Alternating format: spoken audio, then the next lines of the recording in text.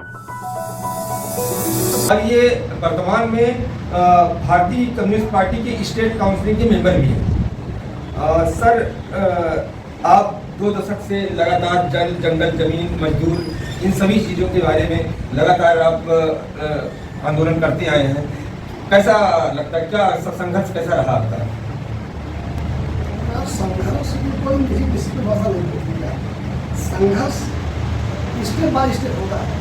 जो समस्याएं आती हैं, मन में लगता है कि इसके साथ अन्याय हो रहा है, चाहे वो अन्याय पूंजीपति करे चाहे सरकार करे, अंदर आक्रोश पैदा होता है तो लगता है कि इसके पक्ष में खड़ा होकर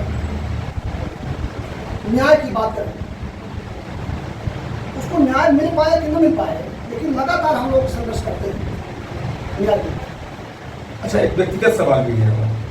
आप ब्राह्मण समाज से आते हैं और सबसे ज़्यादा आपने काम किया है शोषित पीड़ित जो अन्य जातियां हैं, पिछड़ी जातियां हैं, उनके लिए आपने काम किया। और यहाँ तक कामरेड को अक्सर ये माना जाता है वामपंथ है, तो आप भगवान के ऊपर आस्था, लोगों को बोलते हैं आप भगवान के ऊपर आस्था नहीं रखते, इससे थोड़ी इसके वजह से आपका प्रश्न बड़ा बढ़िया है।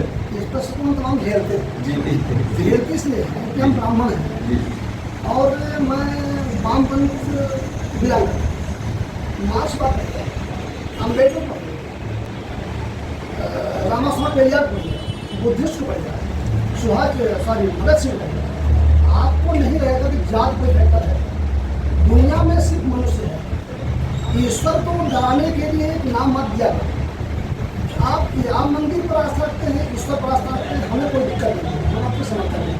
लेकिन ये धर्मांधता है, ये धर्मांधता समाज को जोड़ती नहीं है, पढ़ती है। हम जब इस बात को बात करते हैं कि हम ब्राह्मण हैं, मुझे डर नहीं लगता। मुझे लगता है कितने संकीर्ण है।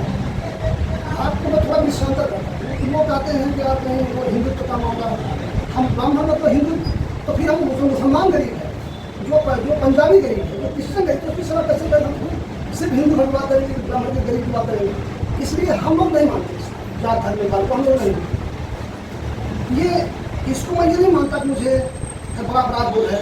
हम मतलब आप दूसरे को तो विवश नहीं कर सकते। नहीं, हम कहते हमारे घर में खुद मेरी पत्नी पूजा करती है, मेरी माँ पूजा करती है, मेरे भाई मंदिर में आए, उन्हें कोई दिक्कत नहीं, लेकिन मैं नहीं करता, मैं कभी नहीं करता।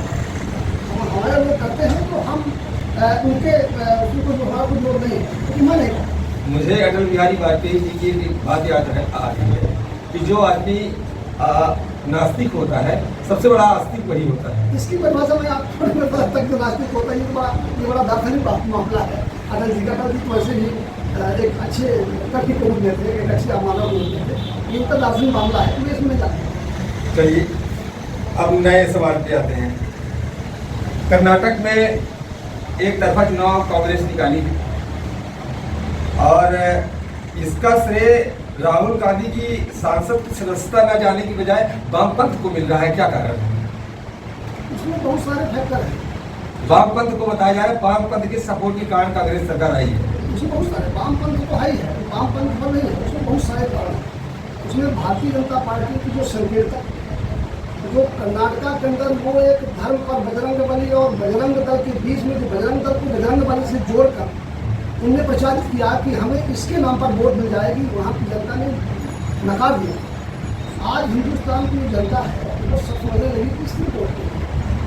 जहाँ तो वामपंथ का मामला है, वामपंथ कर्नाटक में नहीं, हिंदुस्तान के हर जगह पर वामपंथ संसदीय राजनीति में, लोकसभा और विधानसभा में आए कि न, लेकिन जनता के बीच में वामपंथ का बड़ा था। आप देखिए जो संगठित क्षेत्र का मजदूर है, ट्रेड यूनियन, असंगठित क्षेत्र में जो काम करने वाले हमारे लिए, क्योंकि जो कॉर्पोरेट जगत द्वारा पोषित मीडिया है वो मुझे नहीं देखा, वो मुझे इसलिए नहीं देखा कि हम उनका विरोध करते हैं, हम उनका विरोध करते हैं, तो हमें नहीं दिखाते। हमारे एक बार 10-15 साल पहले आंदोलन था वामपंथी, 30 सालों का दिल्ली में, तो छोटा सा दैनिक विहार लिखा था, छोटा सा वामपंथी ट्रेनिंग में थोड़ा सा आंदोलन। तो सवाल ये नहीं है कि जनता के बीच में तो करना, मतलब आप ये मान रहे हैं कि मीडिया जो है टोटल कारपोरेट हो चुका है? नहीं, तो हम राष्ट्रीय राजनीति बात करें, हम आपकी बात नहीं करते। नहीं, हम राष्ट्रीय बात कर रहे हैं। राष्ट्रीय राजनीति टोटल अडानी अंबानी द्वारा पोषित मीडिया है, वो उनको दिखाती है, जो सत्ता में है, उनके लाभ के निकाल देती है, उनके नुकसान निकालते हैं, उनके निकालते हैं। साफ तौर पर। चलिए, इस बार मध्य प्रदेश के चुनाव होने वाले हैं 2023 में, और जहाँ तक सर्वे हुआ है भाजपा की स्थिति सही नहीं है। कई नेता भी पार्टी छोड़कर कांग्रेस में शामिल हो रहे हैं।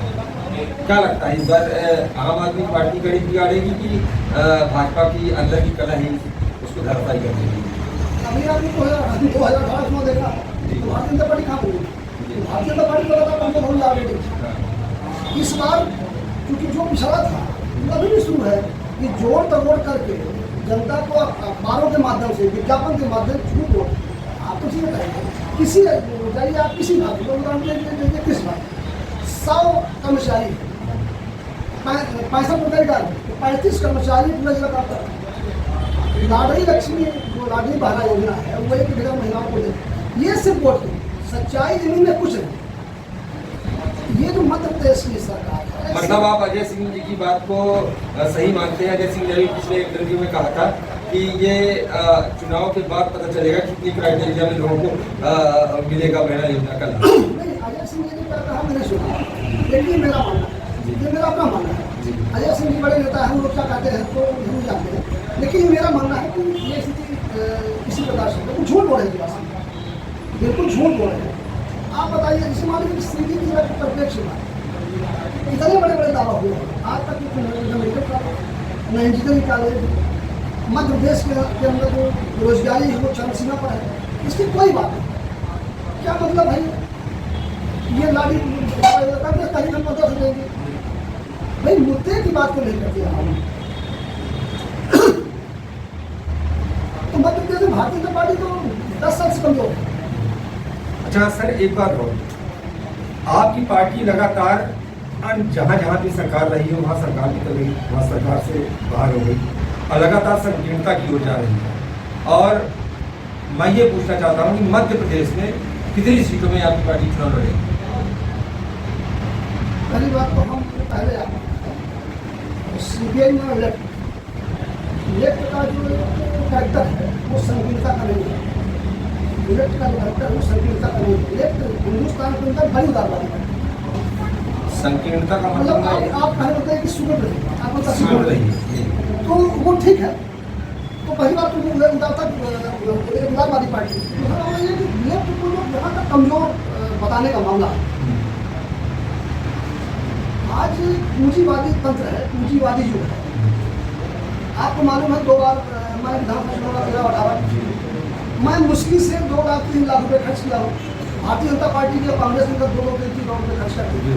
आप कल्पना करिए कि 2 लाख 3 लाख रुपए एक ठो गाड़ी, थोड़ा सा मीटिंग 2% 3% समझ पाते हैं कि नहीं समझ पाते हैं, किसी पे गाड़ी की नहीं रहती। सच्चाई ये हालांकि पूरा हिंदी भाषी में मध्य प्रदेश, उत्तर प्रदेश, छत्तीसगढ़ थोड़ा सो भी तब तक वहाँ पूरा है, हिमाचल प्रदेश, गुजरात है, ये पूरा जो बेल्ट हिंदी भाषी है यहाँ पार्टी कमजोर है।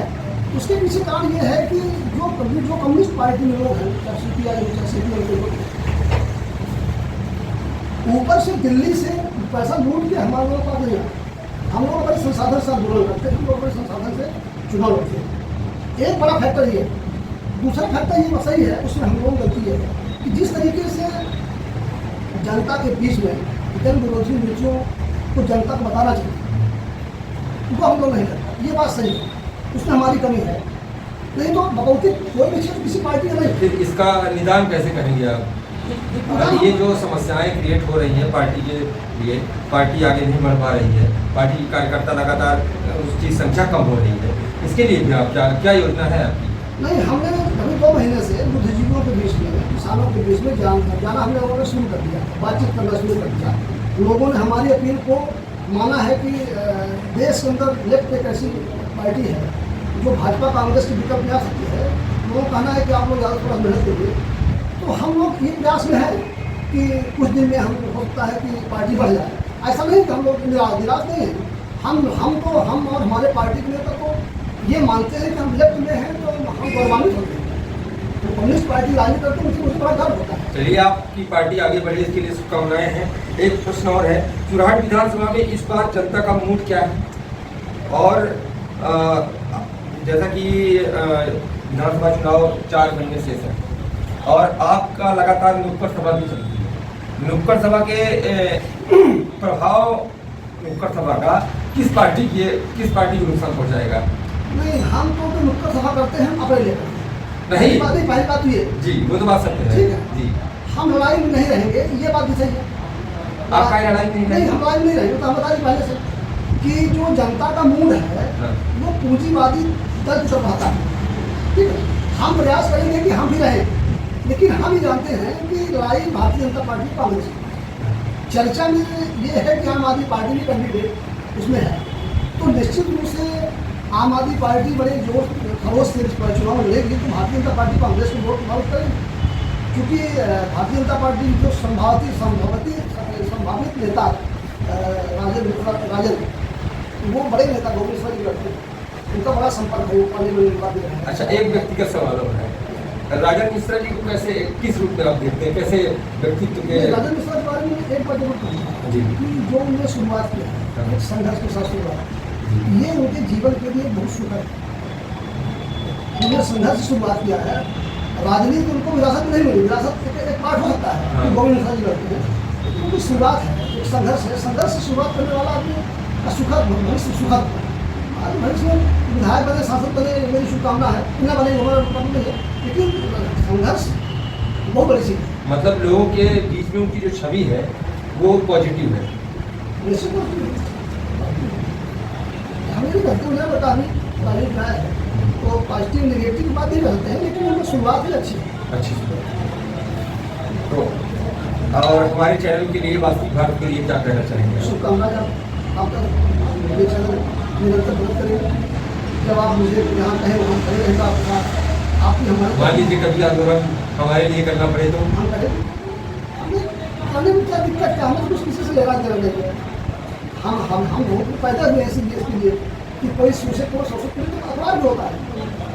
हम आपका एक भाषण सुने थे पटपरा में, आपने इनके खिलाफ बहुत खतरनाक शब्दों का बड़ा प्रयोग किया। दुर्भाग्य की स्थिति है, बड़ा अनुभव कर ऐसा स्थिति मैंने नहीं देखा, ऐसा स्थिति मैंने नहीं देखा कि मतलब शराब पी के लोगों से बात करें। ये आप समझिए कि बरौना से लेकर इतना बड़ा क्षेत्र है, एक अधिकारी शराब पी के और लोगों से बदतमीजी करे, बातचीत ढंग से न करे, और लोग जाने।